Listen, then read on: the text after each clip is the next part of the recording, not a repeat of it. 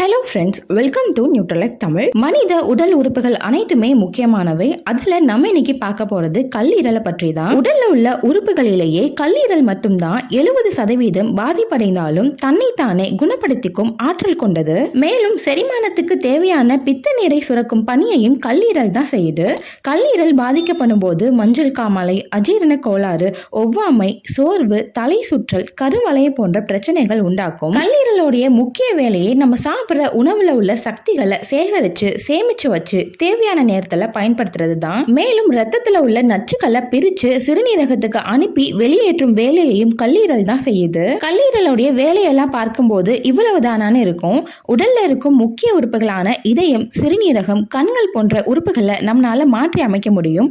அதே போல பித்தப்பை, கர்ப்பப்பை இல்லாமல் நம்மளால வாழ முடியும். ஆனா கல்லீரல் மட்டும்தான் பாதிப்படைந்தாலும் உரிய சிகிச்சையும் உணவு கட்டுப்பாடும் கடைபிடிக்கும் போது அது சுயமாகவே மீண்டு வரும். நம்ம எந்த தொந்தரவும் பண்ணலன்னா அதோட வேலையை அது பாட்டு பார்த்துக்கிட்டு இருக்கோம். எப்போ கல்லீரல் தன்னுடைய பாதிப்புக்கான அறிகுறியை வெளிப்படுத்தும் போது அதை கவனிக்காம விடுறோமோ அப்போ கல்லீரல் முற்றிலுமா பாதிப்படைஞ்சு செயலிழக்க தொடங்கும். இதனால உடலுடைய பல பாகங்கள் செயல்புரிவதை நிறுத்திடும். இப்படிப்பட்ட கல்லீரலை நம்ம எந்த அளவுக்கு ஆரோக்கியமா பார்த்துக்கணும், அதுக்கு தான் இன்னைக்கு நான் வீடியோல ஒரு சில உணவுகளை பற்றி சொல்ல போறேன். அந்த உணவுகளை நீங்க டெய்லி உங்க டயட்ல சேர்த்துக்கிட்டீங்கன்னா கல்லீரல் பாதிப்பு இல்லாம பார்த்துக்கலாம். அது என்னென்ன உணவுகள்னு தெரிஞ்சுக்கணும்னா வீடியோவை ஸ்கிப் பண்ணாம முழுமையா பாருங்க. வாங்க வீடியோக்குள்ள போலாம். முதலாவது பார்த்தீங்கன்னா மஞ்சள் சமையலுக்கு மட்டும் பயன்படுத்தும் பொருள் இல்லை. ஆயுர்வேதம், சித்த மருத்துவத்திலும் பயன்படுத்தப்படுது. சீன மருத்துவத்திலும் பழங்காலமாக மஞ்சளை மருத்துவ சிகிச்சைகளுக்கு பயன்படுத்துறாங்க. அதே போல கல்லீரலுக்கும் மஞ்சள் ரொம்பவே சிறந்தது.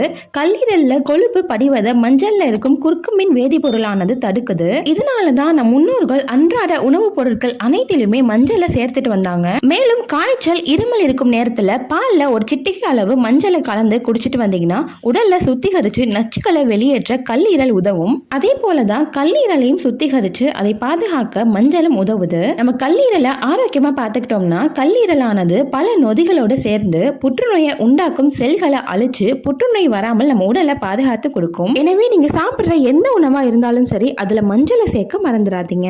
அடுத்து பாத்தீங்கன்னா வைட்டமின் சி. கல்லீரலை சுத்தப்படுத்துவதற்கு, அதுல இருக்கும் நச்சுக்களை வெளியேற்றுவதற்கு வைட்டமின் சி உணவுகள் ரொம்பவே அவசியம். மேலும் வைட்டமின் சி ஆனது நம் உண்ணும் உணவோட செரிமானத்தை எளிதாக்குது.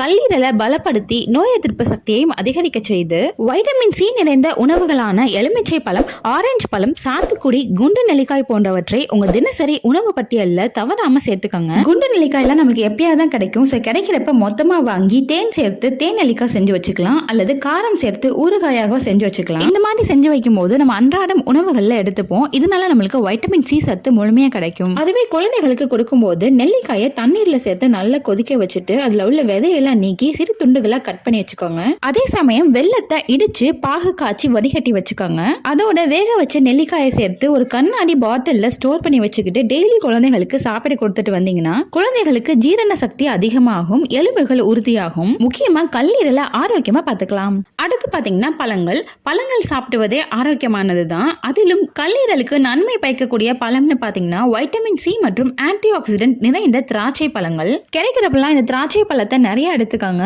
இது கல்லீரல்ல உள்ள நச்சுக்களை அழிக்கும், நொதிகளோட உற்பத்தியை கணிசமா அதிகரிக்கும். இது போக சிவப்பு ஆப்பிள், கிரீன் ஆப்பிள் இது ரெண்டையுமே நீங்க எடுத்துக்கலாம். இது உடல்ல இருக்கும் கழிவுகளை வெளியேற்ற துணை புரியும். அதே போல ஆப்பிள் சிடர் வினிகரையும் நீங்க வாரத்துக்கு 2 முறை 10 மில்லி அளவு எடுத்துக்கிட்டீங்கன்னா இது உடல்ல உள்ள நச்சுக்களை வெளியேற்றுவதோடு கல்லீரலையும் பாதிப்பில்லாமல் பாதுகாத்து கொடுக்கும். அதே போல அவகேடாங்கிற வெண்ணெய் பழத்தையும் நம்ம அவ்வப்போது எடுத்துக்கலாம். இது குளூட்டோதயனுங்கிற வேதிப்பொருளை உருவாக்கும். இதனால கல்லீரல் பலப்படுவதோடு புற்றுநோய், ஆஸ்துமா, இதய கோளாறுகளையும் தடுக்க உதவுது. இதை தவிர மாதுளை, பப்பாளி, பெர்ரி பழங்களையும் நம்ம எடுத்துக்கலாம். எனவே அன்றாடம் ஒரு பழம் சாப்பிடுவது ஆரோக்கியத்தை அதிகரிக்கும் அப்படிங்கறத நினைவுல வச்சுக்கிட்டு டெய்லியும் நான் சொன்ன பழங்களை கட்டாயமா சாப்பிடுங்க. கடைசியா பாத்தீங்கன்னா காய்கறிகள். கல்லீரலுக்கு ரொம்பவே ஃபேவரட்டான காய்கறி பாத்தீங்கன்னா பச்சை கீரைகளை தொடர்ந்து எடுக்கும் போது கீரையில இருக்கும் குளோரோஃபில்ங்கிற வேதிப்பொருள் லிவர்ல உள்ள டாக்ஸின்ஸை வெளியேற்ற உதவும். அது போக காலிஃபிளவர், பிரக்கோலி போன்ற காய்கறிகளையுமே தவிர்க்காம எடுத்து சேர்த்துக்கோங்க. இந்த காய்கறிகள் கல்லீரலை தன்னை தானே சுத்தம் செய்து கொள்ள உதவும். அது மட்டும் இல்லாம உங்க கல்லீரலுடைய வேலையை எளிமையாக்கணும்னு நினைச்சீங்கன்னா முள்ளங்கிங்கிற காயை அடிக்கடி உங்க டயட்ல சேர்த்துக்கோங்க. அதே போல கேரட், பீட்ரூட்லாம் எடுத்துக்கிட்டீங்கன்னா அது ரத்தத்துல உள்ள நச்சுக்களை சுத்தப்படுத்தி கொடுக்கும். அதே மாதிரி தான் முட்டைக்கோஸ் பாத்தீங்கன்னா கல்லீரலுடைய செல்களை புத்துயிர் பெற செய்யும். அடுத்து பாத்தீங்கன்னா பூண்டுல நிறையவே ஆன்டி ஆக்சிடென்ட் இருக்கு. இது கல்லீரல்ல இருக்கும் நொதிகளை தூண்டி ரத்தத்தை சுத்திகரிக்க உதவுவதோடு ரத்த செல்களை பாதிக்காமலும் பாதுகாக்குது. எனவே பூண்டையும் உணவுகள்ல அதிகமாவே சேர்த்துக்கங்க. இதை தவிர தேன், கிரீன் டீ, ஒமேகா 3 உள்ள உணவுகள், குறிப்பா வால்நட்ஸ் போன்ற நட்ஸ்களை அதிகம் சேர்த்துக்கணும். அவ்வளவுதான் ஃப்ரெண்ட்ஸ், உடல்ல இருக்கும் சத்துக்கள் சீரா உடலுக்கு சேரவும் நச்சுக்கள் நீங்கவும் கல்லீரலுடைய செயல்பாடு மிகவும் முக்கியம். அப்படிப்பட்ட கல்லீரலுடைய ஆரோக்கியம் குறையாமல் இருக்க நான் சொன்ன உணவு வகைகளை உங்க டயட்ல அதிகமா சேர்த்துக்கிட்டு வந்தீங்கன்னா கல்லீரலை பாதுகாத்து ஆரோக்கியமா வாழலாம். ஓகே ஃப்ரெண்ட்ஸ், இந்த தகவல் உங்களுக்கு யூஸ்ஃபுல்லா இருந்துச்சுன்னா கண்டிப்பா வீடியோ லைக் பண்ணிட்டு உங்க ஃப்ரெண்ட்ஸ் அண்ட் ஃபேமிலிக்கு மறக்காம ஷேர் பண்ணுங்க. கூடவே நம்ம சேனல் நியூட்ரல் தமிழையும் சப்ஸ்கிரைப் பண்ணிருங்க. நன்றி.